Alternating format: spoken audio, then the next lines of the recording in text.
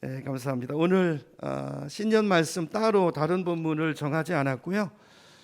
오늘 새해 또 이렇게 연결되는 말씀인 것 같아서 그대로 순서대로 오늘 요한복음 말씀을 나누겠습니다. 자, 오늘 말씀의 제목은 우리의 기대를 꺾으시는 하나님입니다. 우리가 찬양은 기대를 찬양했는데 하나님이 우리 기대를 가끔 꺾으실 때가 있어요. 내 소원.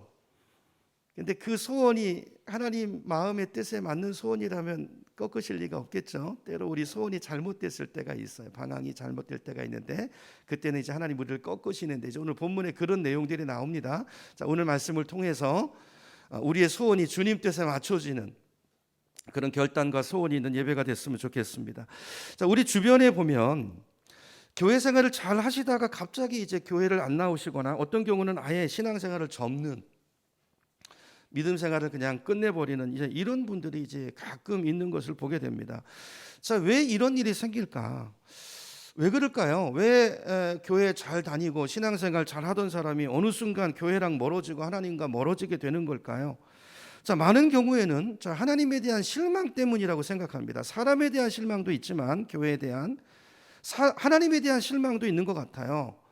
근데 이게 이제 하나님에 대한 오해에서 비롯되는 것이죠. 자, 우리가 믿음 생활 시작할 때는 뭔가 새로운 곳에 발을 디딜 때는 기대가 있어서 오는 거잖아요. 하나님에 대한 기대치, 이 교회에 대한 기대를 가지고 이제 새롭게 신앙생활을 시작하는데 자, 다니다 보니까 내 기대가 안 이루어지는 거예요. 그래서 그 기대치가 실망감으로 바뀌어지기 때문에 그 실망 때문에 어떨 때는 하나님에 대한 원망이 들기도 하고 심한 경우에는 뭐 하나님 계셔? 하나님 계시다면서 뭐 나랑 아무 상관없는 것 같고 그래서 하나님 존재 자체에 대한 회의가 생겨서 교회랑 멀어지기도 하고 믿음 생활을 저버리는 경우들이 있다고 생각이 됩니다. 자, 그래서 오늘은 이 주제를 좀 생각해 보려고 해요.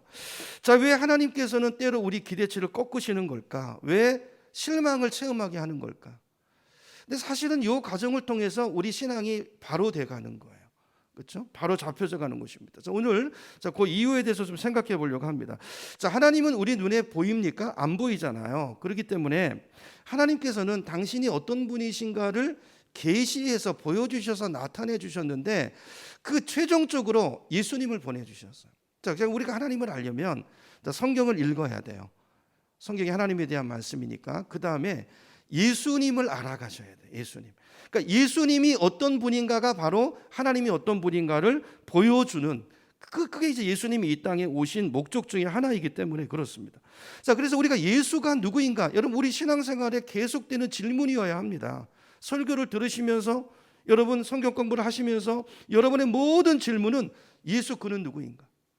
과연 그분에게 그 사람에게 내 인생을 걸어도 될 만한 사람인가에 대한 관심과 질문을 가지고 그 답을 얻어가는 과정이 신앙생활의 성장의 과정이라고 볼 수 있는 거죠. 자, 이제 오늘 본문에서 예수님을 배우려고 하는데 예수님을 통해서 하나님을 좀 알아가는 시간이 되기를 원하는데 오늘 본문에 보면 예수님께서 이스라엘 백성들의 기대를 저버리십니다. 의도적으로 실망시키십니다. 자, 이스라엘 백성들은 지금 예수를 누구로 기대합니까? 메시아로 기대하는데 당시 메시아관이 성경적인 메시아관과 좀 달랐어요. 그래서 주님은 그걸 깨뜨리세요. 자, 예수님이 지금 예루살렘 성으로 들어가십니다. 근데 보니까 오늘 본문에 보니까 많은 사람들이 나와서 난리를 떨어요. 막 환영하고요, 그죠?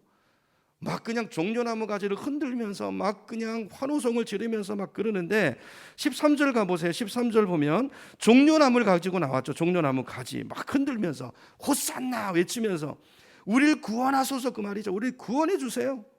주님의 이름으로 오시는 이스라엘의 왕이시여 우리를 구원하소서 막 그냥 열광적으로 예수님을 환영합니다.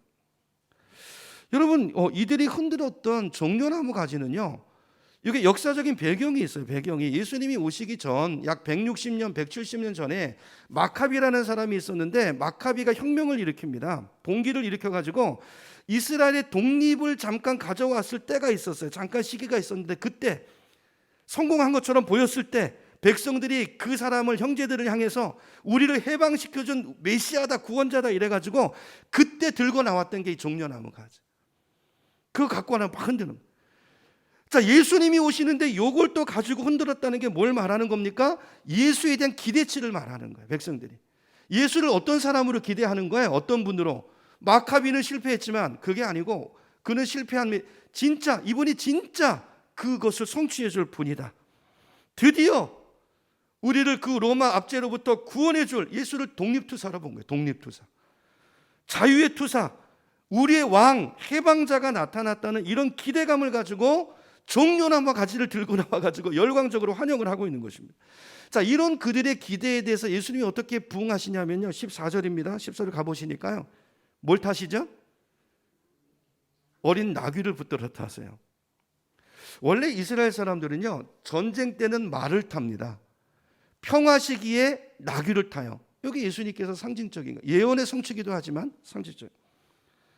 여러분 보세요. 나귀도 어른 나귀가 성인 나귀, 큰 나귀가 아니고 새끼 나귀.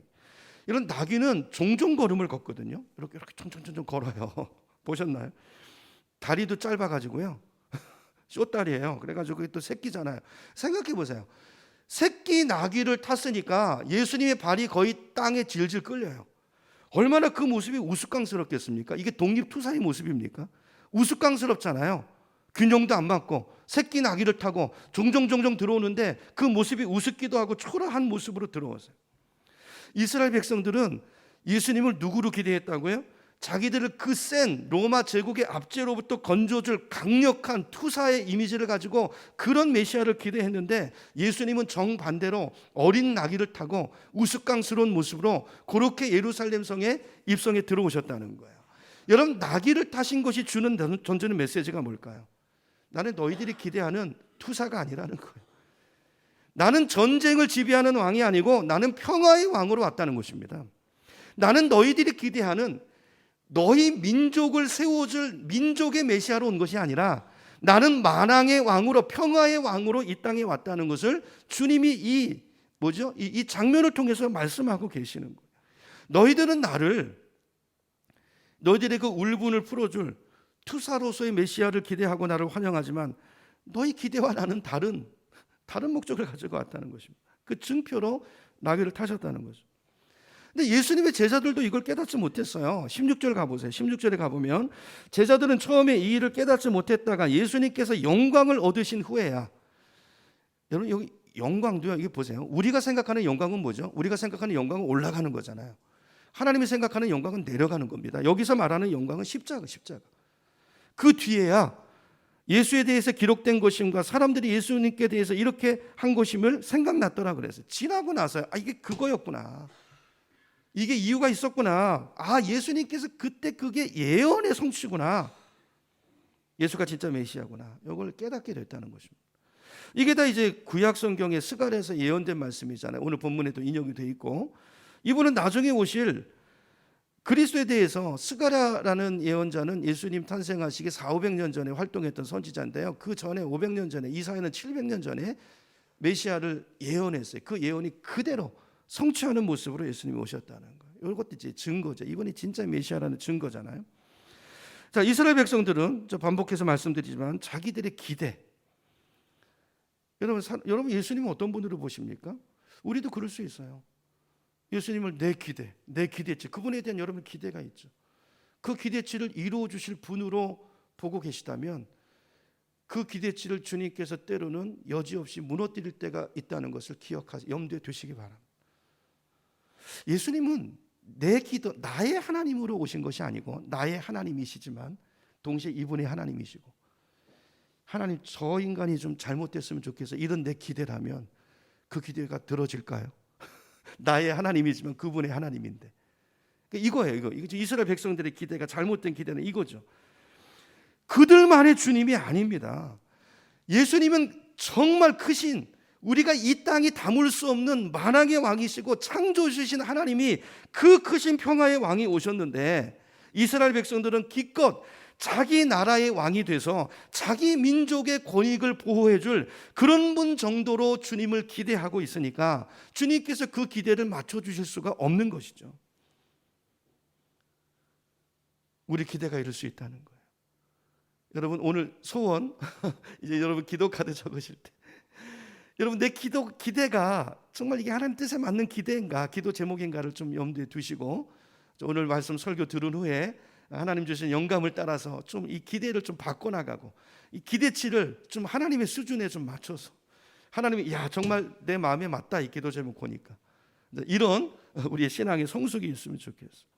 이스라엘 백성들이 가졌던 기대는 하나님의 마음을 제대로 이해하지 못했기 때문에 하나님의 그 마음과 인류에 대한 사랑을 담을 수 없는 기대였기 때문에 결코 하나님이 이루어줄 수 없는 기대였다는 것입니다. 우리 신앙생활도 마찬가지라는 것이죠. 우리가 믿음 생활하면서 때로 기도에 응답이 없잖아요. 그리고 하나님께 우리가 실망할 때 있잖아요. 보면 대부분 우리 기대가 잘못되어 있기 때문인 경우가 많다는 거예요. 하나님의 본질에 어긋나는 주님의 뜻에 택도 없는 그런 기대와 제목을 가지고 아무리 기도한들 아무리 애를 쓴들 하나님이 우리를 사랑하시니까 하나님은 좋은 것으로 주는 분이시잖아요.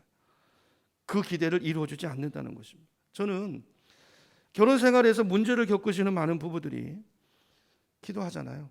서로 상대방의 변화를 위해서 기도합니다. 남편은 아내가 좀 바뀌어줬으면, 아내는 남편이 바뀌어줬으면. 그런 기도가 잘 응답이 없는 이유가 바로 오늘 여기 있다고 생각해요. 하나님, 우리 남편 좀 정신 차리게 해주시고 믿음 생활 좀 잘하게 해주시고 화 좀 내지 않게 해주세요. 부인은 자기 입장에서 이렇게 기도하죠. 또 남편은 반대로 남편의 입장이 또 있습니다. 하나님, 우리 맹꽁이 같은 마누라 좀 속을 좀 넓혀주시고 바가지 좀 안 긁게 해주시고 순종하는 여자 좀 되게 해주세요. 저 집 여자처럼 말이죠. 서로 기도하는데 응답이 옵니까? 응답이 안 옵니다. 왜 안 올까요? 여러분, 이런 기도 뒤에는 어떤 기대가 숨겨져 있는 거예요? 하나님은 내 권익, 내 유익, 내가 원하는 것, 내 기대를 옹호해 주시는 내 하나님이다라는 생각이 그 밑에 깔려 있잖아요. 깔려 있잖아요. 그냥 그거 이거 어린아이 기도죠. 그냥 그거 내 원하는 거. 여러분, 이스라엘 백성들이 오늘 예수님을 자기 나라의 권익을 보호해줄 그런 구원자로 기대했던 것과 다르지 않은 기도죠. 그 기대를 주님이 부응해 줄 수 없었던 것처럼 여러분, 하나님이 우리가 하나님 앞에 기도할 때 내 권익, 이거 내 욕심 가지고 이거 해주세요. 하나님을 내 하나님으로만 생각하고 있는 동안은 하나님이 그 기대에 맞춰주실 수가 없으신 거예요. 그 기대는 반드시 무너지게 돼 있어요. 그게 무너져야 주님의 뜻이 서는 거예요. 그 사람한테. 그럼 우리가 어떻게 기도해야 됩니까? 나의 하나님을요, 우리의 하나님으로 바꿔야 돼요. 금년도 우리 교회 핵심은 공동체입니다. 공동체. 여러분, 우리 한 사람 한 사람이 하나님 앞에 소중한 사람이지만 우리가 공동체예요. 우리는 떨어질 수 없어요. 우리는 하나입니다. 하나, 공동체. 나의 하나님을 우리 하나님으로 바꿔야 돼요. 하나님은 이스라엘 백성만의 하나님이 아니고 온 인류의 하나님이었던 것처럼 우리가 기도할 때도 내 하나님이 아니라 내 남편의 하나님, 내 아내의 하나님, 내 자녀의 하나님, 우리 직장 상사, 그 골치 아픈 그의 하나님이기도 하다는 사실을 기억한다면 기도 내용이 좀 바뀌지 않을까요? 하나님, 우리 마누라 좀 바꿔주세요. 내 남편 좀 이러기보다는 하나님, 먼저 제가 변화되게 저를 바꿔주셔서 내 변화된 모습을 통해서 내 아내도 남편도 자녀도 상사도 바뀌어지는 그 은혜를 허락해 주세요. 이게 우리 하나님을 바라보는 사람의 기도이죠. 여러분, 우리가 이렇게 새해는 우리 기도가 좀 달라졌으면 좋겠어요. 하나님의 마음, 영적인 원리, 본질을 깨닫고 본질에 맞게, 관역에 맞게 다 꽂히게, 그렇죠? 그렇게 하나님 앞에 나아가는 저와 여러분의 신앙이 되기를 축원합니다. 그러므로 여러분, 기도에 응답이 없고 신앙생활에 실망이 있다면 뭘 점검해야 되냐면요, 혹시 내 기대가 잘못되어 있는 것은 아닌가, 이게 하나님이 들어주실 만한 기대인가를 점검해 보셔야 돼요. 하나님은 나의 권익을 옹호해 주시는 나 개인의 하나님이 아닙니다.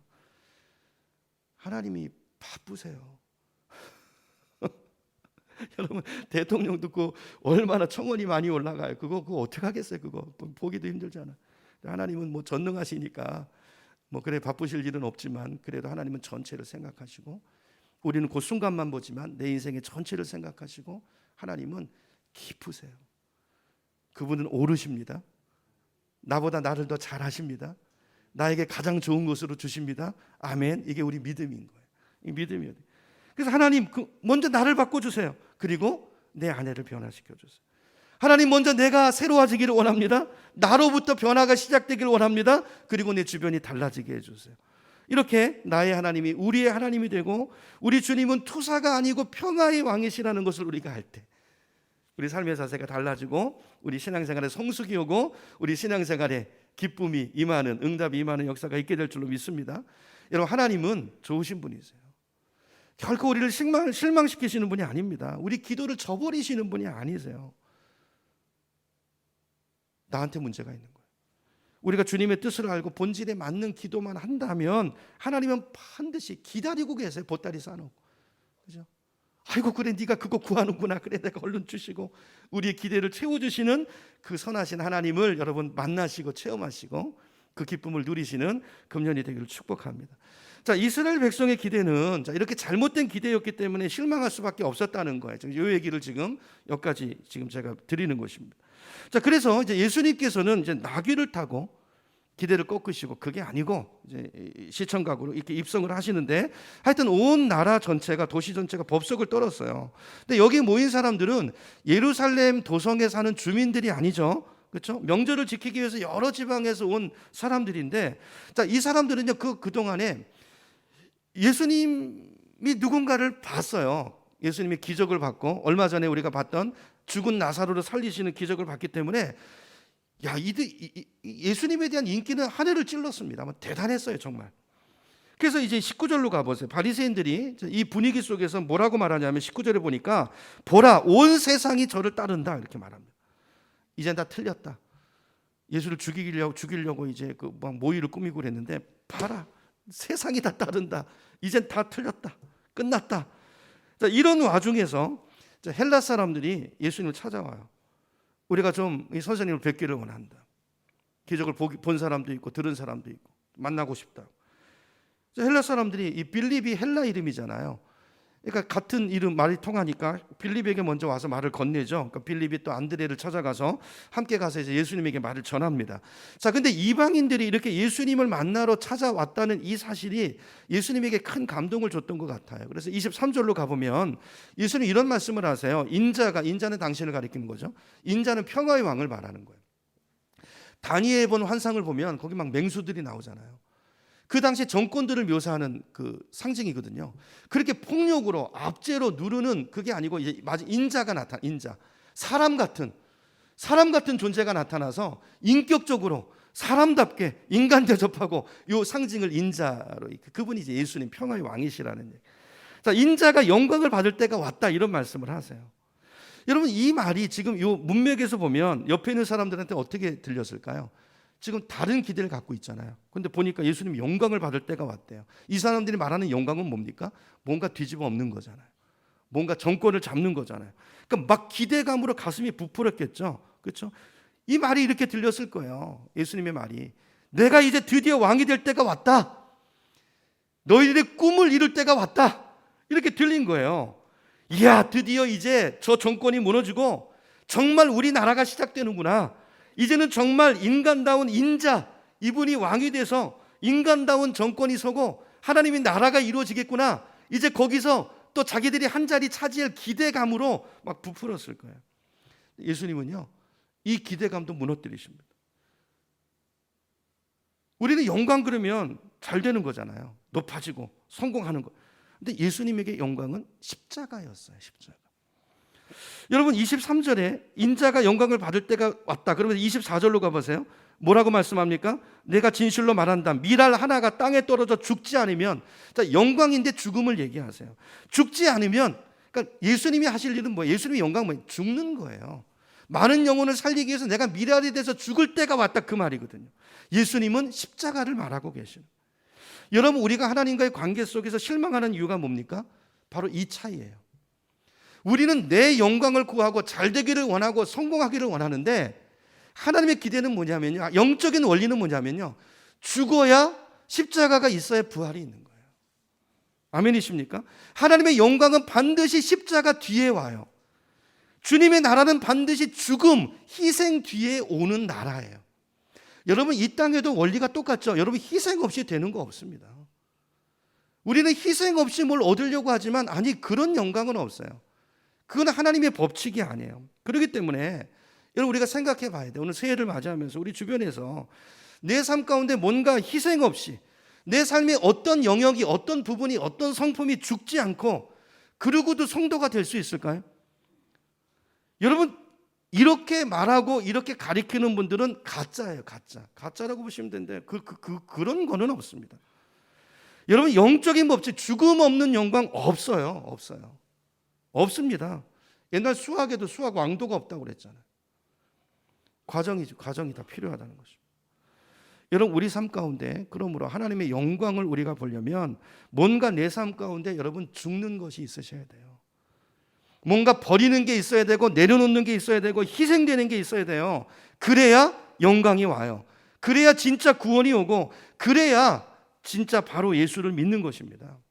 근데 우리가 예수 믿는 삶 가운데 자주 실망하고 낙심하는 이유가 뭐냐면 우리는 어떤 심보를 가지고 있냐면요, 내 건 하나도 안 죽으려고 그래요. 있는 모습 그대로, 세상에서 놀던 그대로, 그거는 꽉 그대로 하나도 안 포기하고 내 사고방식도 생활도 하나도 안 포기하고 그냥 예수 믿어서 뭔가 걷다가 더 얹으려고 하는 요 기대. 여러분, 이게 우리 예수 믿는 기도하는 그런 마음이고 기대라면 예수님은 그런 기대에 부응하지 않으십니다. 거기는 구원이 없습니다. 그건 하나님의 방법이 아닙니다. 하나님의 영광은 반드시 죽음 뒤에 와요. 반드시 십자가 뒤에 오는 거예요. 그래서 예수님께서 오늘 여기서 이 대목에서 열매 얘기를 하시는 거예요. 여러분, 다 농사, 우리 영천은 농사 옆에 가까이 있으니까 보고 알잖아요. 여러분, 곡식을 풍작을 거두려고 하면 씨를 심어야 돼요. 그 열매가 땅에 묻혀가지고 썩어져야 거기서 이파리가 나오고 가지가 올라오고 열매가 맺히는 것입니다. 예수님께서 이 간단한 진리를 말씀하시면서 요게 진리다라고 말씀하시요. 요게 하나님의 방법이다. 인자의 하나님의 나라는 이렇게 이루어진다라는 거예요. 예수님은 죽으러 오신 거예요. 그래서 죽으시는 것이 예수님의 영광이에요. 여러분, 저와 여러분이 죽으면 그 자리에 하나님의 영광이 나타날 줄로 믿습니다. 내가 죽는 자리에 하나님의 영광을 받으세요. 죽음으로 끝나지 않습니다. 하나님은 그 죽음, 그 희생, 그 낮아짐을 통해서 놀라운 생명의 역사를 이루어내서 이게 영적인 법칙이에요. 여러분, 예수님께서 말씀하시는 열매는 저 성경에 보면 이제 구령의 열매를 말할 때가 많잖아요. 근데 이것도 여러분 우리 주변에서 보세요. 여러분, 전도 해보시잖아요. 전도가 되나요? 전도가 절대 그냥 되지 않습니다. 그래서 우리 작년이 됐네요. 작년 우리 하반기 때 전도 얘기하면서 전도는 농사라고 그랬잖아요. 농사. 여러분, 우리 주변에서 전도 열매를 맺으시는 분들 한번 보세요. 죄송합니다. 앉아 계시는데 김현 목사님 한번 보세요. 제가 말씀 들어보면요, 저는 그냥 회개밖에 안 돼요. 그래서 안 되고 그래서 되시는구나. 희생입니다. 희생. 시간의 희생. 어떤 분 전도하기 전에 말씀 들어보니까 2년을 쫓아다니시더라고요. 교도소까지 거기도 같이 가시고 어려움 당하는 그 현장에 같이 가. 어떨 때는 그 영혼을 얻으려고요, 모욕을 받는 명예의 희생도 있어요. 명예. 그거 하고 욕 걷어먹고, 어떨 때는 성경도 사다 주고 밥도 사주고 금전의 희생이 있습니다. 그냥 되지 않고 썩어져야 돼요. 속도 다 내놔야 되고. 이제 보니까요, 목회도 그렇고 여러분 자식 키우는 것도 그렇고 전도하는 거 말할 것도 없고 희생 없이 아무것도 안 돼. 희생 없이 아무것도. 사업도 마찬가지입니다. 우리가 가끔가다 시간 나면 그 사람이 이제 기도하고, 시간 나면 지나가다가 한번 이래가지고 안 돼. 이래가지고 전도 안 됩니다.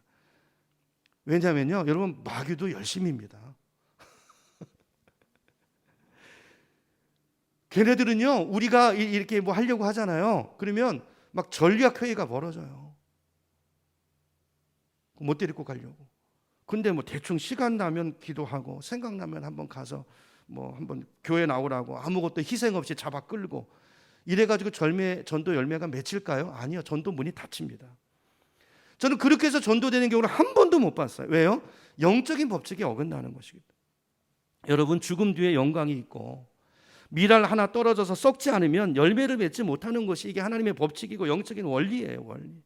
그래서 예수님께서 25절 가보세요. 25절에 가보니까 이렇게 말씀합니다. 자기 생명을 사랑하는 자는 잃어버릴 것이요, 이 세상에서 자기 생명을 미워하는 자는 영생하도록 보존하리라 그랬어요. 자, 여기 미워한다는 말은요, 이게 이제 유대 사람들의 표현법인데요, 진짜 죽도록 미워한다는 뜻이 아니고 덜 사랑한다는 뜻이에요. 덜.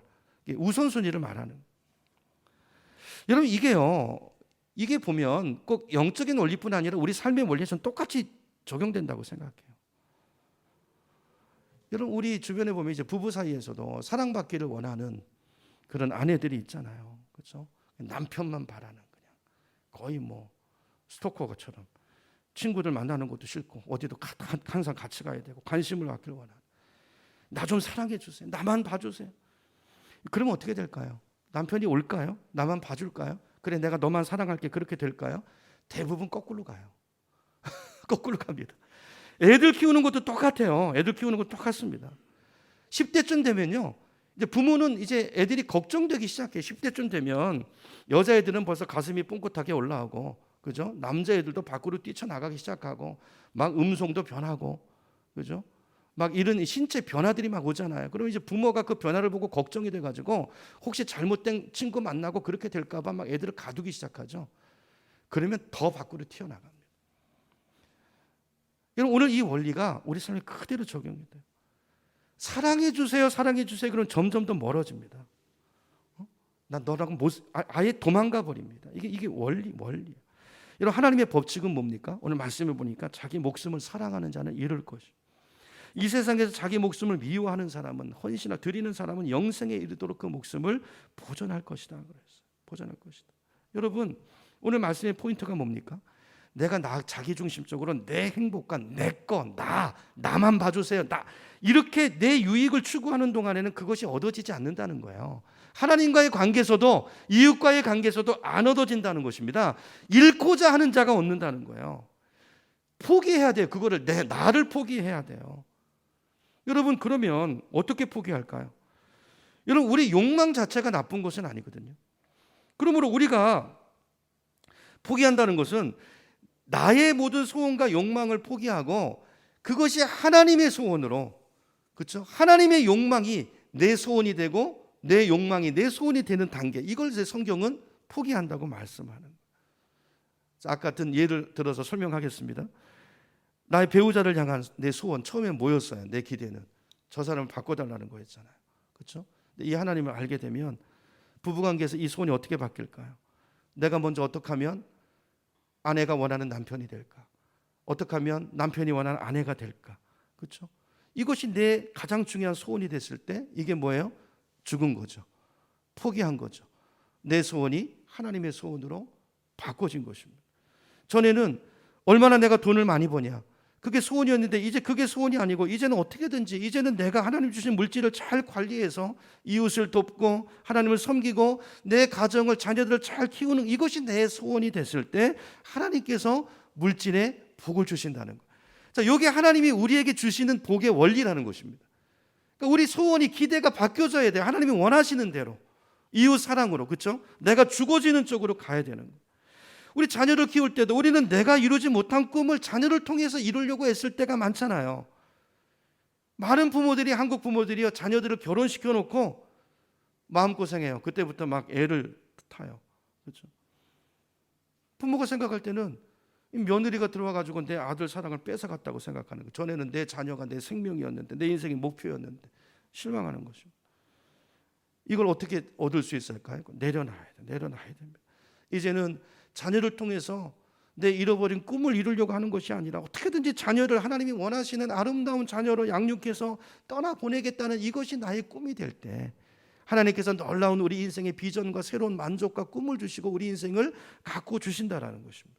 이게 오늘 예수님께서 주시는 말씀의 의미예요. 여러분, 오늘 새해를 맞아서 여러분의 삶과 신앙을 좀 점검해 봤으면 좋겠어요. 여러분, 하나님과의 관계 속에서 실망을 체험하고 있는 분이 있다면, 내가 아무리 기도해도 응답이 오지 않고 인간관계 속에서도 늘 뭔가 관계에 어려움이 있다면, 여러분, 한번 내 자신을 점검해 보셔야 돼요. 내가 이 영적인 원리, 하나님의 원칙을 무시하고 내가 나에 너무 집중해 있지 않았나, 내 목숨, 내 이익을 위해서 뭔가를 끌어들이고 하나님까지도 이용하려고 하는 그런 잘못된 기대감으로 내가 채워져 있었기 때문에 하나님이 그 기도를 들어주지 못하고 그 기대에 부응하지 못하는 것은 아닐까. 여러분, 깨달으시고 여러분의 소원을 우리의 소원으로, 하나님의 소원으로 바꾸시는 은혜가 있기를 축원합니다. 내 가정에 대한, 여러분, 내 소원을 포기하시고 하나님의 소원을 가지세요. 그렇죠? 내 자녀를 향한, 부모를 향한 소원이 이제는 내 소원이 아니고 하나님의 소원으로 바뀔 때 하나님께서는 저와 여러분의 기대에 반드시 응답해 주시는 역사가 있을 줄로 믿습니다. 하나님은요, 우리 기대를 채워주시고 소원을 이루어주시는 게 하나님의 소원이에요. 소원. 그러므로 그게 이루어지지 않는다면 우리 쪽에 문제가 있다는 거죠. 오늘 말씀을 여러분 마음속에 잘 새기시고, 여러분 하나님은 살아계십니다. 역사하시는 하나님이시고 그분은 좋으신 하나님이십니다. 그분의 원칙은 우리 기도를 들어주시는 거예요. 들어주시는 거예요. 그렇죠? 우리의 기대를 채워주시는 거예요. 근데 그게 막혀 있다면 내 기대치가 잘못됐다는 걸 깨닫고, 과연 내가 하나님의 성품에 맞는 기도를 드리고 있는지, 지금 내가 하나님을 내 하나님으로 내 권익을 옹호해 주는 그런 하나님으로 내가 규정해 놓고 간구하고 있지는 않은지, 또 내가 죽기를 거부하고 희생하기를 거부하고 아무것도 놓지 않고 내 유익만을 추구하고 있지는 않은지 여러분 돌아보시면서 우리 기도를 바꾸시고 하나님과의 놀라운 기쁨의 관계로 새해를 아름답게 세워나가시는 우리 모두가 되기를 예수님의 이름으로 축원합니다.